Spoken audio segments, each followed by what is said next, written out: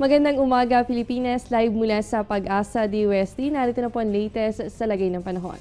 Advisory po muna tayo mula sa Pag-asa. Nakataas po ang thunderstorm advisory dito sa may Leyte. Partikular po dyan sa may Ormoc at Tacloban City. Ganon din po sa Alang-Alang, Babatngon, Barugo, ganon din po sa Carigara, Haro, Pastrana at ganon din po sa San Miguel. Ang mga pagkidlat at pagkulog ay posible rin po magdulot yan ng biglaang buhos ng ulan sa loob ng 1 hanggang 2 oras. Kaya patuloy po tayo mag-monitor sa lagay ng panahon. At sa loob po ng bansa natin, 2 weather system pa rin po ang umiiral. Ang tail end of a cold front dito po yan sa may southern Luzon. At itong hanging amihan naman mula po yan dito sa may northern hanggang dito sa may central Luzon. Kaya po para sa ating forecast, ang eastern Visayas kasama rin po ang Bicol region.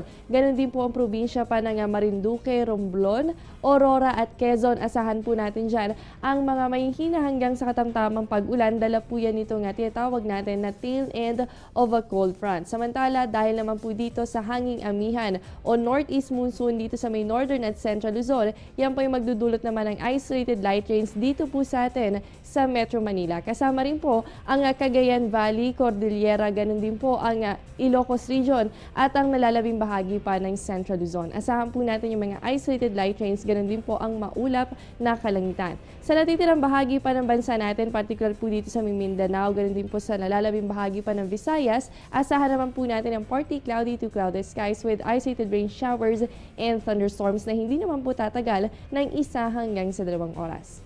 At mga kababayan, sa aming pagbabalik, alamin po natin kung meron nga bang nakataas na gale warning mula sa Pag-asa. Yan makalipas ang isang paalala.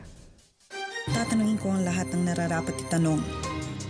Tatanungin ko sina Manong at Manang, mga kaibigan at katrabaho, Si Obama at ang barangay tanod.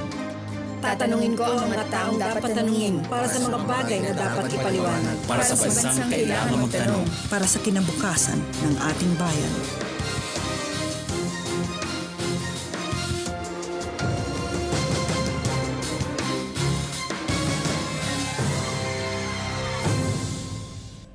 At mga kababayan, dahil nga po merong kalakasan itong hanging amihan, nakataas po ang gale warning mula sa Pag-asa. So dito po yan sa may northern seaboards ng Hilagang Luzon. Ganon din po ang eastern seaboards pa ng northern and central Luzon. Magiging maalon hanggang sa napakaalon po ang kondisyon ng inyong karagatan. Kaya sa mga kababayan po nating mangingisda, kung maaari iwasan po muna natin ang mamalaot ngayong araw para masigurado ang kaligtasan natin.